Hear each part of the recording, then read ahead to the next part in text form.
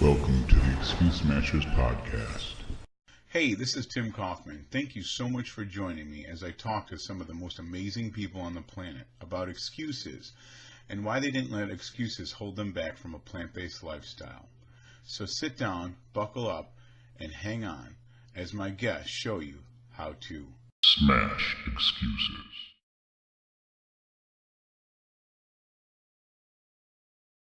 Okay, this is Excuse Smashers, and I am so excited because tonight we get to talk to Jimmy Wells, and I have been trying to connect with him, it seems like, for a long time, and we've either had technical difficulties or I was kind of on a break. So, Jimmy, thank you so much for being here, and I appreciate it so much you taking time out of your schedule to be here with us. It's my pleasure, and I am going to enjoy this. Yeah, I'm pretty excited with the plant-based lifestyle, and love to talk about it. Yeah, which actually leads us to our first question. If you could just take a couple minutes, and you don't have to get crazy with details, but could you just give us an overview on maybe what life looked like before and what it looks like now? Basically, how has a plant-based lifestyle changed your life? I grew up with the heart disease in my family, and it affected my mother a bit, and because she lost her mother, my grandmother, before she was age 40. And that being the case, my mother lost her life at 55. So I watched myself creep into the age 55, counted my time down, and then I went beyond. And as we get older, the pounds add on. And so I had this background of heart disease in my history, and not my personal history, but in my family history. And I knew very well I was living on borrowed time. That was really my motivation. And I was just waiting for the heart attack to happen. And somehow I just accidentally stumbled on an interview with Bill Clinton. And he talked about changing his life, his eating pattern to plant-based lifestyle for his heart disease. And that kind of struck me. And I said, he's actually got access to everybody, all the things. So I researched those folks and tried to understand what was going on with it. That was my introduction to the plant-based lifestyle. And strangely enough, Forks Over Knives came out shortly after that. So in those times, I was a fast food junkie. I went to McDonald's every day, sometimes twice a day. We just lived on the McDonald's or the prepared meals. That's how I lived. And when I heard this, I really got serious. It was really something for me, And in those times, I was a big chubby man, and I was squirming in my car. I squirmed in behind the wheel, and I reach over with my left leg and pick it up with my two hands. I thought I was pretty smart doing that. And when I go to get out, I'd reach up to the handle. I thought that was so well placed, and pull myself back out, squirm around, pull myself out. I thought it was pretty smart there. And so that was my background. You had no energy. You just went through life. That's how it was.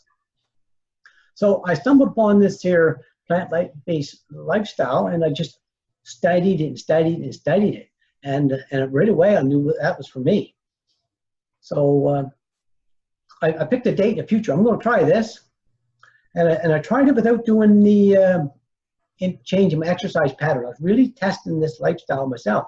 So I followed along Neil Barnard's program of just picking some food you like and trying to do it for 3 weeks, 100%.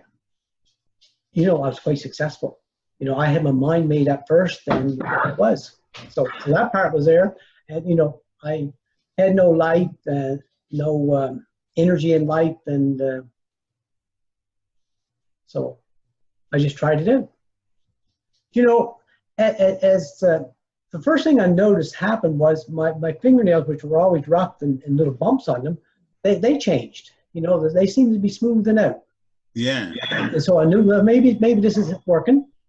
And so then we seen Forks Over Knives, and just so lucky happened Esselstyn has that plant-based program in August. So we took that in. So I kept learning more and more and more, and I just kept applying it. And, since I started, I've only ever ate meat 3 times, and that would be accidents at a restaurant. Ask for a vegetable soup. They say there's no meat in it, and so that was 3 times at a restaurant that's happened. But I didn't eat the meat. So anyway, it's been very easy for me to follow the plant-based side of it. I'm still addicted to oil and sugar. Salt is not a problem. So I struggle with oil and sugar. I got to keep that away from me. I got to keep that out of my environment. Right. So I'll make some there. So do you mind if I ask you how much weight have you lost in the process? It's probably, I didn't weigh myself always when I was really big, but a good 65 pounds, I would say I lost. Wow, that's amazing. That's amazing. It was about a quarter of me disappeared. That's awesome. And what other physical changes have you noticed anything like with your heart and stuff? No, but what can I say? Energy levels came back. Energy levels came back to a point where I've never had them in my life. I was chubby when I was young, and I just noticed my legs were chubbier than my peers when I was young. And when it comes to track and field, I just couldn't participate at all. And one day they made me run one time a 100-yard dash. They insisted that I run, and I did run that. And that was only once. And I just wasn't into sports because I struggled with it. Right. Yeah. So does energy come back? So I noticed I would run these little distances when I was just at work. I just enjoyed running. Yeah. Yeah, I feel like that happens to a lot of people. You feel like you don't mean to run, but you have so much energy that you got to get it out somewhere. Yeah. And then you got to have a community. And at the very first of it, I done this when I was 59. And 2013, I had a set a date in the future, and I went up to it, and then I made my change. And I was committed from the start, and I've been pretty good since, trying to follow it. Lost my train of thought now. What was your question, Tim? Oh, so basically, physically, obviously, it's changed you a lot with the weight and the energy. How about like emotionally? Like, has that had any effect on you? When you're big, your head changes. One of the big things happens is your head and your thought process. When you're quite big, you're thinking, someday I'm going to need a house without stairs, and you start thinking along them lines, and hope you can stay here for a while and don't go into an old folks' home, things like that. And that's the really big change that happened to me. I kind of like stairs now. Yeah, isn't that amazing? Wow. And you come to a stairs, maybe if you're someplace and you try to run them up. You just want to look for stairs now. Yeah, that's crazy. Yeah. And you know what? You was one that had you worked for your community, and we had the Facebook a little bit there. We had YouTube. So in my community, I had yourself, and I had Amy Johnson in Texas, and I had Bruce Heidrich. And I was watching they all run a little bit. And I said to myself, I wonder if I could run a race. And I set my sights on something in Windsor local, and I was going to train a little bit on the Coast to 5K. And I got to tell you, the first time that Coast to 5K, I was on there just for maybe running for a minute and a half, and then a minute rest, and run a minute and a half and rest. That half killed me. Yeah. I started with the very basic. Before that, I was Coach Potato, and that's my previous life. So I wasn't really trained in my little run ahead in Windsor, canceled, but they had an earlier one in Windsor. And I said, I'm going to win that run, and I'm going to try that. And I'm committed, I'm going to finish it, and wonder how far I'll get before I have to walk. And that's what I've done. Gee, I finished that without having to walk at all. And it's a bit of their old route was quite hilly. Wow. And a few of my peers said, you had a pretty good time. And they really was surprised, and surprised my time at my age. And you know what? It was so much fun for me that I've been running almost every weekend since. In the season, in the wintertime I ski, and that's every weekend. And in the summertime I run. If I can find a run that I can get to, I'm running. That's amazing. I seriously have goosebumps right now. You tell me, because I remember seeing you, and you had the Runs on Veggie shirt on and that one, didn't you? Yeah, my first run I had that on.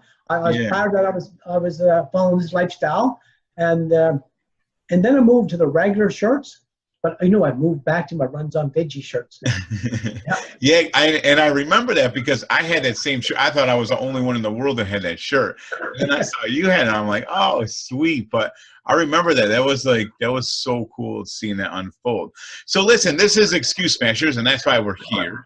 And so you've kind of already alluded to this, but I hear this all the time. And not only do I hear it from friends or people when I'm doing presentations, but I hear it from family too. And that's why this one kind of hits close to me. I have people tell me I would go plant-based. They know it's a healthy way to go, but they say they're just too old to change and they're too set in their ways. And I have one, I don't even want to mention who he is, but I have someone in my family that says there's no point now.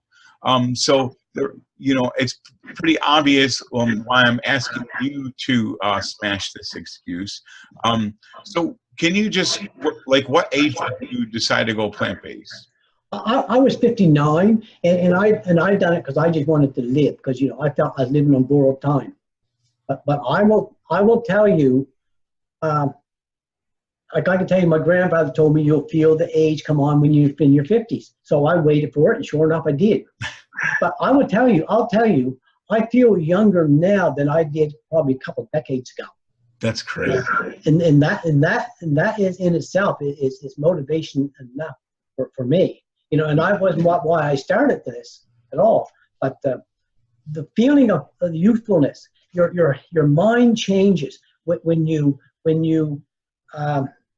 have these problems coming in life and you expect them and you think you really can't change it. Well, you can change it so much more than you can ever expect. Yeah, that is the thing, and you're trying for one thing, but it all converges together. Yeah, and I think that's how our bodies are designed, right? It's this machine that has all these sub-mechanisms, and they all work together. And I think Dr. Campbell talks about that a lot, that our bodies are like a symphony.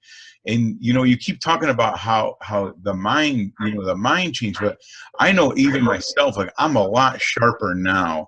I'm not saying that because I teach physics and engineering. So it's not that, I know more formulas or less. I'm just a lot sharper. Like my mind is a lot less cloudy than it used to be, and I know it's from what I eat. I know it. Yeah. I would say the same thing. Your mind is sharp, and your body is sharp. You are there, and you're ambitious. Your outlook changes. You've got the ambition. You've got the ability, and you do these things. Right. And you are, even at my 60s, just under 60 there when I started at 59, you can take yourself back quite a ways in your physical ability and your body's kind of age and your thoughts. They all go together. Right. Yeah, I agree. It's definitely a physical, emotional, and spiritual journey, like all mixed into one. So I want to ask you a couple of things. If you can take us back, and how long have you been plant-based now? March 13th, 2013. That was the day I changed. Oh, wow. So yeah. It's been a good 5 years, a little better. Yeah. Yeah. So we didn't know it, because I wasn't even on the internet then, but yeah, that's about when I started too. Forks Over Knives had just come out. Yeah, so it's been a little while. So obviously it's sustainable for both of us. But so what I want to know, if you could take us back, you lived for basically 6 decades on a SAD diet. Your diet sounds a lot similar to what mine was. I loved fast food. I couldn't wait to get it. And I loved doing as little as I possibly could and eating as much bad food as I could. So you had to be so entrenched after 6 decades of this. What are some of the challenges you faced as you transitioned? Some of the challenges. Oh, gee. Well, the food's very addictive.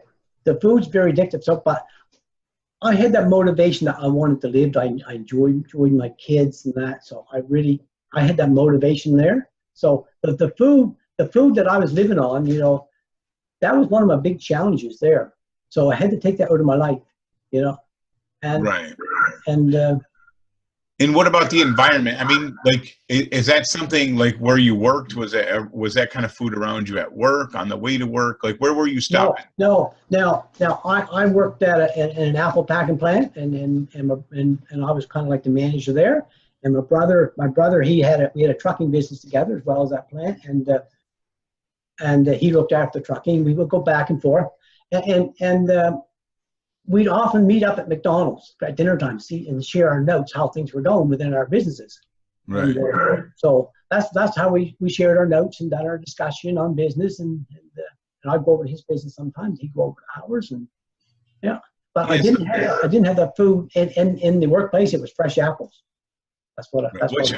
That's a dream now for me.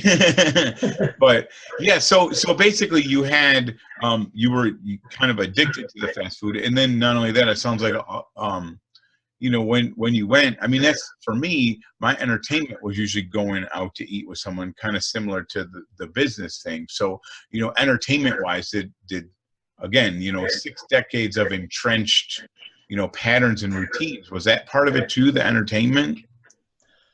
Not so much. We just took it for granted. We'd go with business folks and we'd have a nice meal.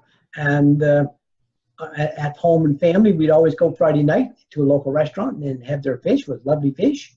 The taste was just beautiful. Yeah. And there's some nice restaurants prepares nice tasty meals with that food. And Right. but it was no challenge for me to give it up, because I knew where the state of health I was, and I had the little pill bottle with Monday or Saturday to Sunday on it. Yeah, the pill plan. Lined up for morning and afternoon, which pills to take, and I don't want to ever go back to that. So were you still going out to eat with your friends and just not eating the fish and stuff? When I changed, Yeah. when I changed abruptly, and the guy who come in, this man come in usually on Mondays, and we'd go out and they would steam me some potatoes for it. Yeah. And maybe I'd go out in the evening and Friday nights and have the fish with family, and I would just say I want something without cholesterol. With cholesterol and without oil. And I remember one time they said, I think I'd die before I'd eat like that. You go to the restaurants down Halifax, and I would, at first I'd ask for vegan food, but they didn't take it serious. So what I used to do over and over and over, I would put my hand on my chest and say, because of my heart, I can't have anything with cholesterol or anything with added oil. And so they'd work with their cook, and they'd get me something they'd have on the menu. Maybe the rice might have added oil, but potato wouldn't. And sometimes they've even made me a special meal. Wow. I was trouble ever eating. That's so cool. That's so cool. So, and actually that we might as well go right into that, because that's actually, to me, is the most important question. And you just alluded to one. So if you could give us some of the useful tools to overcome some of these challenges. And that sounds like a really good one. And I think I just had a conversation with my mom about this today, that, one of the things people complain is when they go out to eat. Going out to eat is hard. Like, I'm going to be honest, it's not, and it gets easier once you learn how to do it. But I know one thing for sure about going out to eat: if you don't ask, you'll never find out how they can accommodate you. And I've heard people say almost exactly what you said, that it's funny, if someone has a peanut allergy, they'll be crazy to make sure it doesn't have peanuts. But as soon as you say oil, they get weird, or meat, and they get weird with it. But if you say like it's a medical thing, it's a whole different thing, Yeah. So that's a great tool. Definitely, restaurants normally will work with you, but you have to say something. Like, you have to ask. Yeah. Do you have, like, what other tools did you use? Like, for example, when you met with your brother about business, like how did that change? Like, what did you do to alleviate that? you know what? Go to shortly, I don't know if it was before or after those businesses failed. Those businesses failed. We had some difficulties there. And so he went out west, and what did I do? Oh, I went to ski. I went to work on the ski slope for the winter. So we went our separate ways, and I just continued on. I'm trying to think back now. That was quite a while, so I had to think back what happened there. I had no trouble eating. I can tell you, I've had no trouble eating at all. You know. Yeah. And so what did you do? Like, so you used to get a lot of fast food. So what did you do when you go buy fast food? Like, what did the fast food look like? Would you just stop there on your way home, or is that like was that part of your routine? I got to tell you, sometimes it was twice a day. Yeah, for me too. Yeah. I love breakfast. I love fast food breakfast. That was like my favorite. Sometimes be breakfast, and I take it into work and just eat it on the side. Other times it would be dinner and talking with Brother Stephen and shooting the breeze. He'd be in his truck and I'd be in my car or whatever. And I might go in there in the evening, you know. But I had this time to study. I think the business kind of failed at the same time. And then I had the time on my hand to study. I had this motivation that I wanted to learn, and it just all come together. It just all come together for me. That's awesome. So on your way to work, you couldn't stop for fast food. What did you do? What would I do? Probably use Neil Bernard's oatmeal with raisins and cinnamon. So you had to prepare your food before you went. Prepare your food, yeah. And as you get along, it gets easier all the time. Yeah. At first we had to cook it with the boiling water and cook oats. But now I used to go to Costco, buy the big bags of steel cut oats, and you got the Instant Pot with the delay start. It's hot every morning for breakfast, and I just don't put the raisins in it now. Not so much. Yeah. So that's one of the big keys is being prepared. So you don't set yourself up where you get in a car and you're hungry. So that's huge. And the Instapot is a really, really good tool. And I'm glad you said that because, in fact, I bought my son one for Christmas. He lives alone. He's a college kid. And, you know, I didn't think of it until my wife said something. We should get him an Instapot. I'm like, what kind of a 24-year-old want an Instapot? But he lives out of the thing. And, yeah. You know, him, you know, he's 100% plant-based. But the thing is, he's doing it because it's so cheap to eat out of it. I mean, he can get dry rice, dry beans, and a bag of frozen vegetables, and he can eat for a couple days like that, you know? Yeah. There's another thing, and I hear sometimes they think it's so expensive to eat like this, but the food that I'm eating and my staples, like carrots and potatoes and potatoes and potatoes and potatoes, and then rice once in a while, and once in a while, maybe some pasta, you know, I find it relatively inexpensive.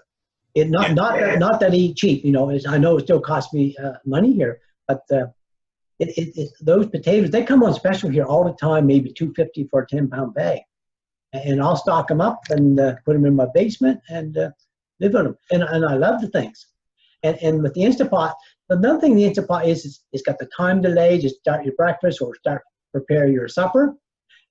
It also is the biggest thing I find is the taste that's retained in. Yeah. When I boiled potatoes, they didn't have the strong, beautiful taste that they've got in the Instapot. Yeah, and they're so. While I'm talking Instapot, any of them good pressure cookers would be the same. Yeah, and they're so stinking fast in the Instapot too. Yeah. Yeah, and I even do stuff like I'll throw a couple garlic cloves in there when I do my potatoes, and the flavor gets like right through them. It's good. Can you think of any other tools that you can share with people that help you along in your journey? So we have being prepared. You talked a lot about that, and I like that. And you know, the other thing, I feel like I talk to a lot of people, and you mentioned that your motivation was your health. And I sometimes I feel like that's kind of a play on words because motivation is so temporary. Like people like to see before and after pictures, and they get, you know, the emotions come out because they get motivated, and then it kind of fades away. But your reason why you're doing this for your health is something that's super important. And in my mind, it takes that idea of, well, I don't feel like making, you know, steel cut oats this morning. Well, it doesn't matter if you feel like it. If you're doing it for your health, you're going to do it anyways, right? Yeah. You know, I when I was a kid, I lived on the rolled oats, so I got a nice taste for it. And another thing is, if you do this fairly well for a period of time, your taste buds change. Your taste buds change, and you won't really miss some of that rich food. Although I tell you, I'm still addicted to the oil and the sugar. I gotta be careful of that around. You know, I don't want that stuff in the fridge. So, okay, so you keep that out of your environment. And I think Chef AJ is the one that says like you got to have this perfect environment if you want to do well. So definitely no oil, sugar. Yeah. And the same thing for me. You know, my daughter sometimes brings junk food home, and it's still, I mean, I'm almost 6 years out and this stuff still calls my name. And sometimes like I can rationalize like the tortilla chips. They're, you know, plant-based. They're definitely not a whole food, but there's tons of oil and salt. And you're right when you say that your palate kind of changes, because I'll eat one, I'll be like, oh man, it just tastes like a big block of salt and grease. But if you eat another one, then all of a sudden, it tastes a little bit better. And I could see myself sliding right back into that. So definitely environment is huge as well.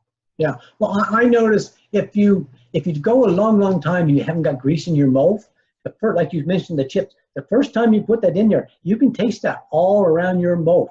And you know what? You don't notice that when you're eating it every day. No. Yeah, it actually coats. It's funny because I won an oil argument.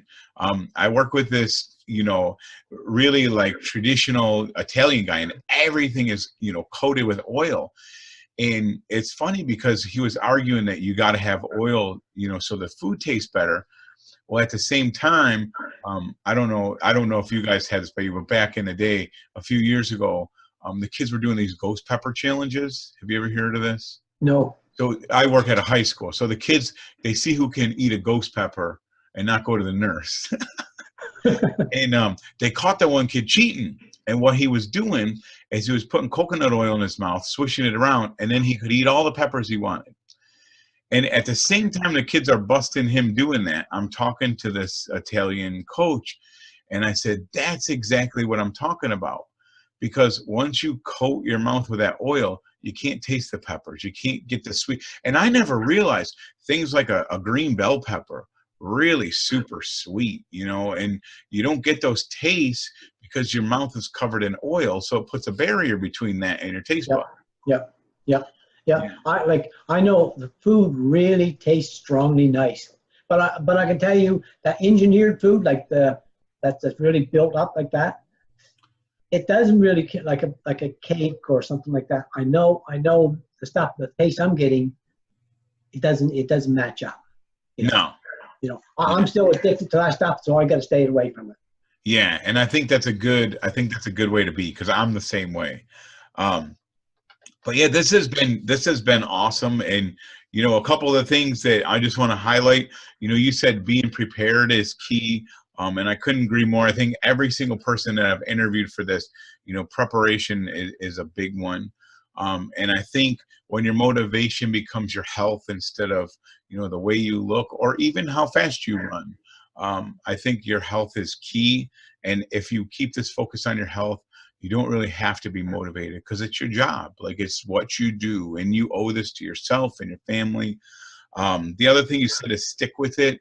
And the longer you stick with it, the more changes, you know, and it becomes habit. So even though you've been doing the same thing for 6 decades, I feel like if you just hang in there, you know, the first couple weeks might be a little difficult, but as time goes on, after you get a month under your belt, it's just kind of, you're building new patterns, new routines.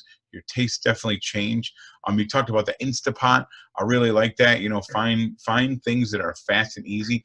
Another thing that you touched on in the beginning, was just finding a couple things that you like. And I think that's huge, because I feel like we make this such a big deal sometimes with all the recipes and the planners and the books that, like, if you like potatoes, just eat potatoes. My wife could eat potatoes breakfast, lunch, dinner, and snack. I could sit her in a room with 100 pounds of potatoes and she would survive, forever, and I think that's key too.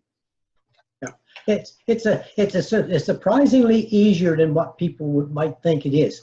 I tell you, it was very easy for me.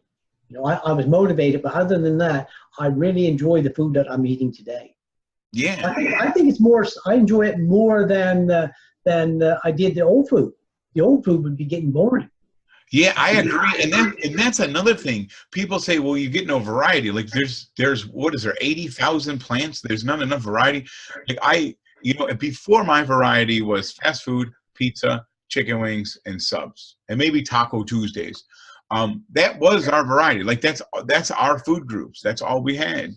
And now, we could eat something different every day for the next 5 years and never cover everything that's there.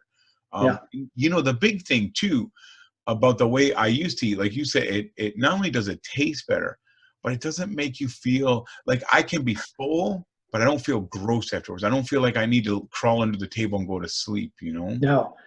In my previous life, I would eat and I'd go right in the couch and lay down. And I got a picture of me when I was young. I was big, laying back on the couch. That was me. That was my life. This one here, I have a little garden just outside there. I could easily eat my supper and go right out and hold a garden and just anxious to go. Yeah. Energy is there. Energy is there. And the normal sad diet, I think it takes the energy out of your life. Yeah, I totally agree. Well, you're clogging up your whole system and it's slowing everything down. So, I seriously, first of all, it's been so awesome talking to you.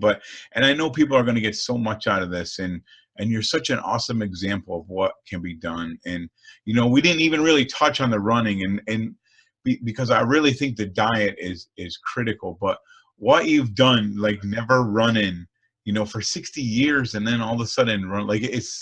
Like you inspire me like no one else out there. Like your story is amazing, and I really appreciate this time you took out to chat.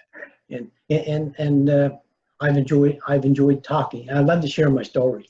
Yeah. Yeah, and you should, because it's an awesome story. So thank you so much, Jimmy, and we'll chat soon. Thank you very much, Tim. So there's Jimmy Wells. Man, I hope you guys enjoyed that as much as I did. I actually waited a long time to be able to talk to Jimmy. We had some difficulties. He had some computer issues, but just such an authentic, genuine guy. And but I'll tell you what, it gives me something to aspire to. He's so passionate, and he just loves life, and it's just so cool. I actually really took an interest in his story when he was like 60 years old, running his first 5K, and ran a pretty quick pace too, if I remember right. So Jimmy's he's just an amazing guy. He just loves life, and a plant-based lifestyle has changed him so much, and he's just a really sincere guy, and I don't know how you couldn't like him. So I really, really had a lot of fun talking to him. And, so that's the thing. And the biggest part about all this is when somebody comes and tells you that they're too old to change, or they're too set in their ways, you tell them that Jimmy Wells has this excuse totally Smash.